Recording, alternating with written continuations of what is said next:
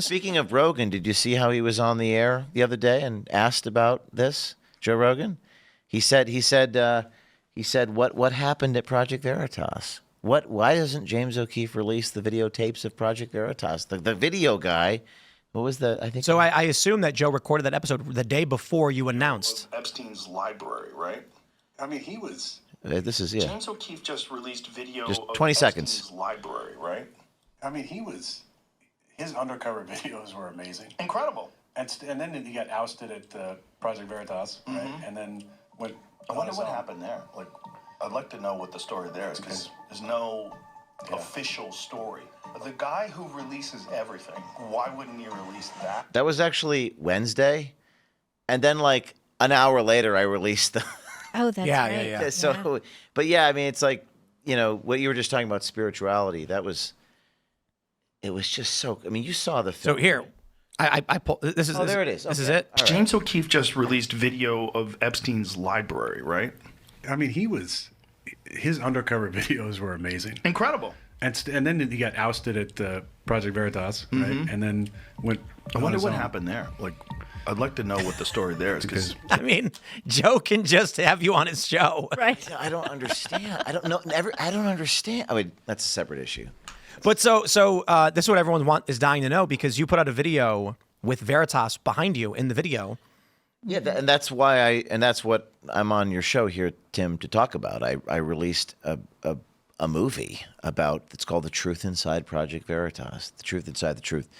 And there's a 12-minute video online that takes you through some of the examples, and there's a 54-minute long film, and you get to see inside that boardroom. You've reported on this extensively at Post Millennial. Yeah, we sure you've did. done dozens of articles about. So people that you thought were your friends one day woke up as demons and said, "We're going to destroy everything that James has built."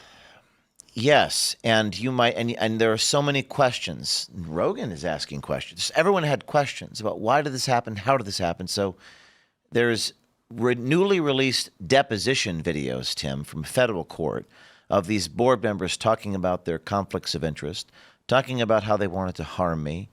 The actual board meeting video has now been released, where you see people talking about stealing pregnant women's sandwiches. The pregnant woman now denies this ever happened.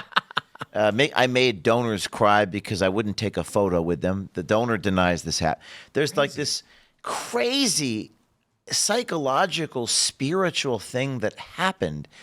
And you might be wondering I'd love to play a clip or two from the depositions. Yeah. Just tell me which one to grab. Which one you want? I think I gave the X link to you, but if you go on my X page and scroll down, you can see there's a 12-minute video I posted the other day, and you can actually see this. It's O'Keefe in talks to regain control of Project Veritas 2 days ago. Keep going.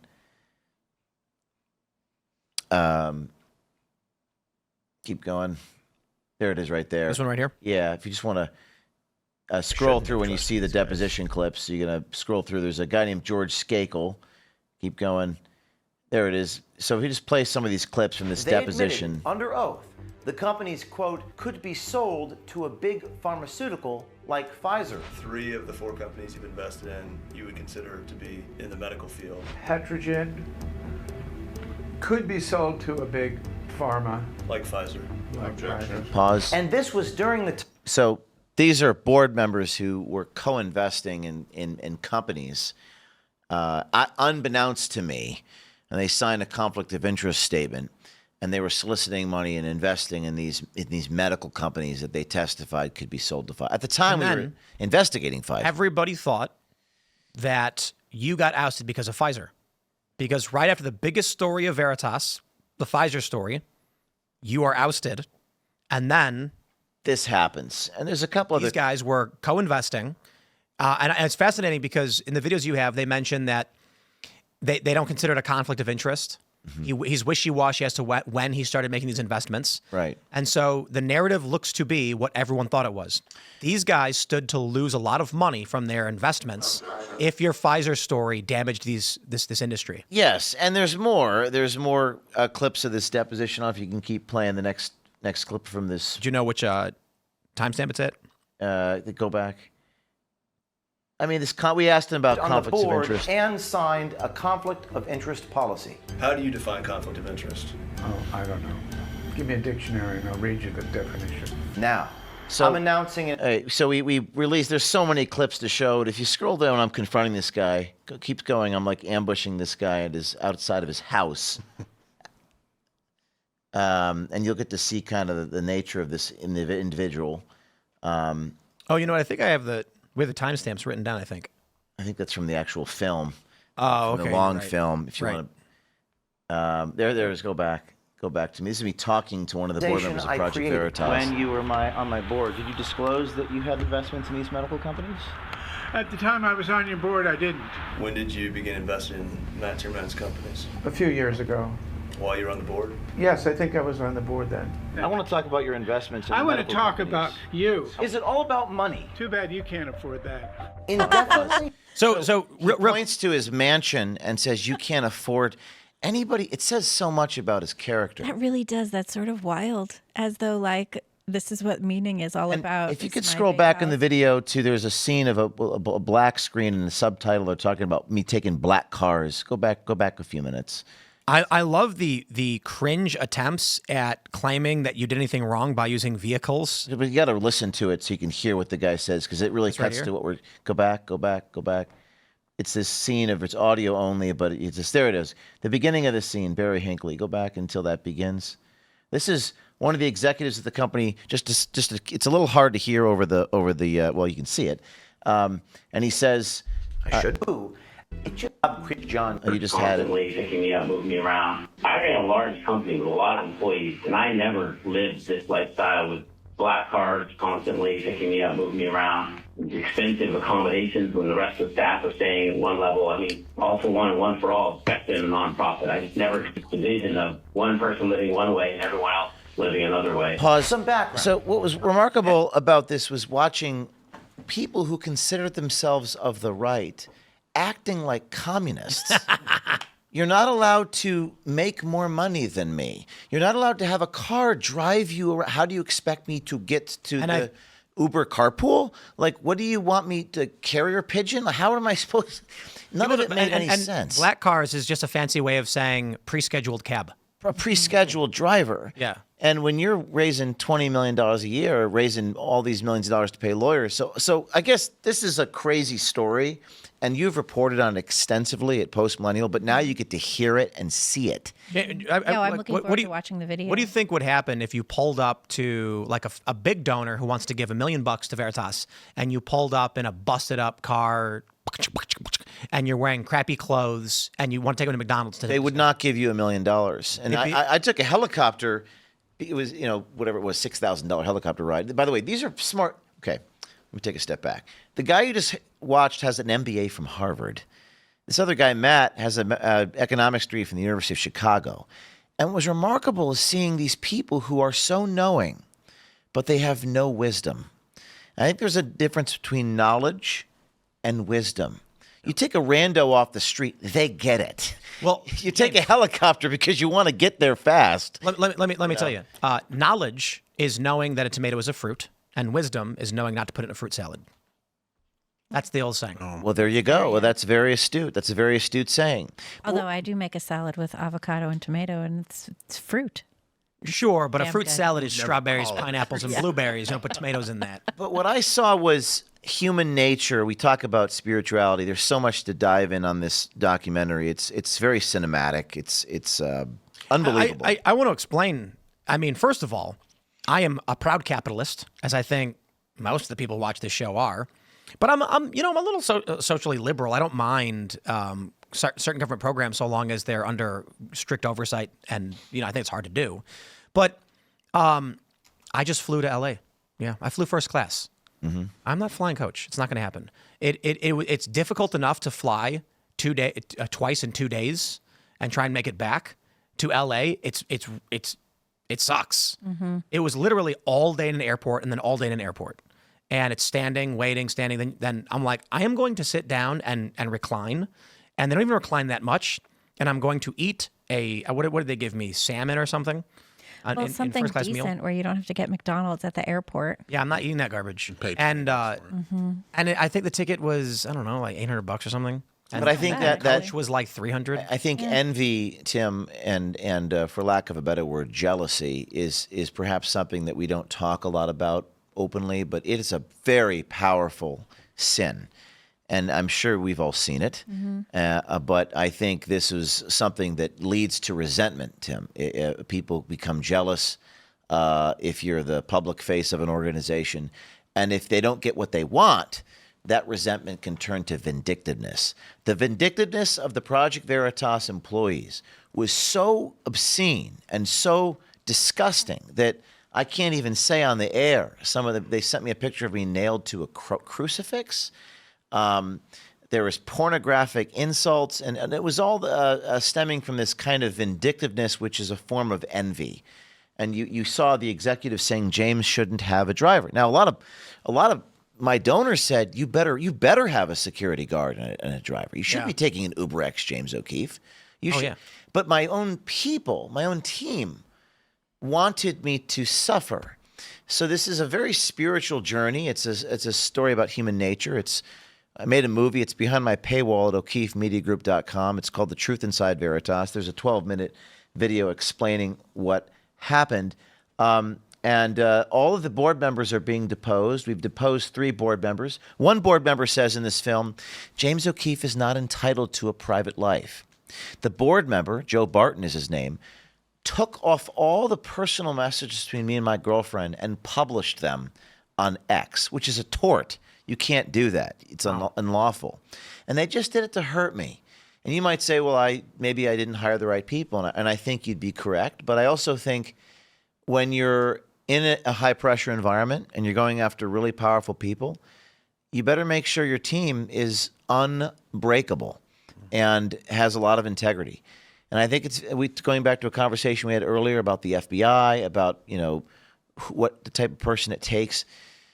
It's hard to find a person who has no price. How fast did Veritas grow? Because it seemed like you guys were growing Too really fast. quickly. Yeah. And my mistake was I said, everyone come in. You're all welcome inside. The door is open. Right. Oh, you want to help the mission? Come on in. And I think what I learned was you really have to vet the heck out of people. And that was a mistake I made. But I also always saw the best in people. I always wanted to believe the best in people. But the incentive to betray me and to be in it for the wrong reasons. I think a lot of people want the credit. They want to be famous. This is the truth. They just want to be famous. They want to be the credit. And I think if that's what your motivation is, if that's why you're doing this, you're probably not. You shouldn't be there. Well, that's what happened with Trump, too, in that first term, was I feel like he threw open his arms and said, anyone who's on Team MAGA, I want you to be a part. And he did get burned by more than a few people who were in it for those selfish, self-serving reasons. And now I think we're seeing in the second term, he has a little bit more discernment. Of course, some people would say maybe he should have even more discernment. Because people are more loyal now. Yes, I agree. Someone commented, Patrick, he says, how is what Tim and James just did any different from the guy in the video saying you can't afford this while pointing to his house? James and I did not look into the camera and mock you for not being able to afford helicopters and jets. That guy was insulting James because James can't afford to live in a mansion like he does. That was the world he valued. I don't care about flying first class or flying jets or any of those things.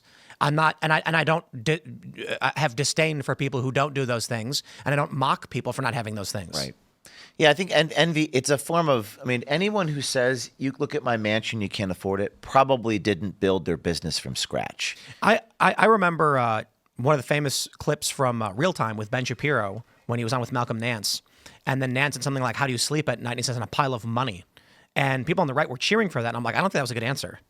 What Ben Shapiro said on a pile of money? On a big pile of money. And sounds uncomfy. It's I wouldn't recommend it. It's filthy as well. But the point was, he's successful and rich. So that's what you insult me, I insult you back. And everyone did appreciate the snapback, but I'm not a fan of that.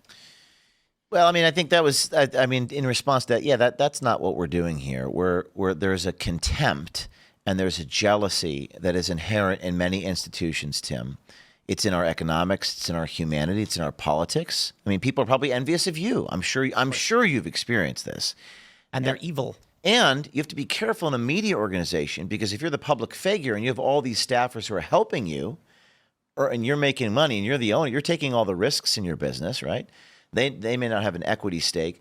They can grow quite resentful. And at Project Veritas, a union, for lack of a better word, a union began to form. People began to go on strike and say, why is this guy getting all the credit? Well, of course, he's also taking all the arrows. He's also, getting sued, getting raided, getting jailed. But they don't think about that. So it's and what I discovered was, and this really rocked my worldview, is that our notion of right-left, it's not really a thing. It's human nature.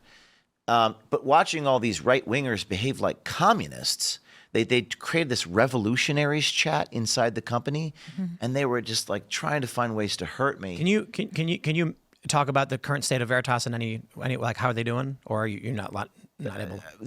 I guess they're on the verge of bankruptcy.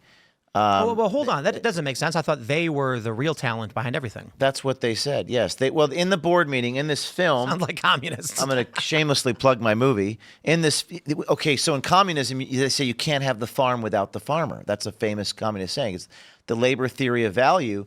They were arguing Project Veritas is not James O'Keefe. It's our employees. It's our labor. It was one of the great ironies of my life to watch people with master's degrees in economics make arguments out of the Communist Manifesto. It's mind-blowing. Mind-blowing. But then you begin to realize it's human nature. One of the arguments made by Matthew Tierman, the board member who fired me, was he said, Project Veritas, we will lose no output. We have plenty of employees. We don't need James O'Keefe anymore. And they had deluded themselves. And you might say, well, that's an irrational statement. I say, it's rooted in envy. It's all about jealousy. And I hate to say it because it sounds like self-aggrandizing or something. I'm just reporting to you what happened. And when you watch this film and you see the vindictiveness, I mean, it's shocking. And Jordan Peterson talks about betrayal and how painful it is to face that level of betrayal. It makes it is jealousy. It's all jealousy. I've experienced it, man. Talk to me about that. Have you nothing like what you've experienced? But this is crazy. Well, give me an example of something you have seen. I've had numerous good friends of mine that I've known for a decade plus start making up fake stories to try and get clout. Friends of yours? I don't call them friends now. It's fascinating because I've got I have some friends that are like liberal Hollywood elites. They've never said a bad word about me. They're liberal Hollywood elites? Oh yeah, there's a friend of mine I haven't talked to in a few years, and we're pretty good friends, and they're a liberal actor, and he's never said a bad thing about me. And he's very liberal, he's very activisty, and he talks and has had the opportunity to disparage. Nope. Do you think the conservative movement, I don't even know what conservative means anymore, but let's call it the conservative movement, this is more prevalent in the conservative because they're more individualistic, they're more competitive versus the liberal groups, collectivists? I think the example of it being more prevalent in the left is wokeness and the cult. It certainly exists on the right, but what happened to me with, there's one guy that I skated with for years when I was a teenager, lived at his house briefly, like he put me up. And then one day he's making up fake stories and he was using the fact that we used to be friends as a point of credibility to then lie and try and get media attention. That sucks. Among the left. Yeah. It's always because they're on the left and they want this path to be like, oh, I can give you exactly what you want because they're evil people. It's demonic. I was shocked. I'm like, bro, like, what are you doing? Thanks for checking out this clip from Timcast IRL. Make sure to watch the show live Monday through Friday at 8 p.m. Subscribe to this channel, and we will see you all there.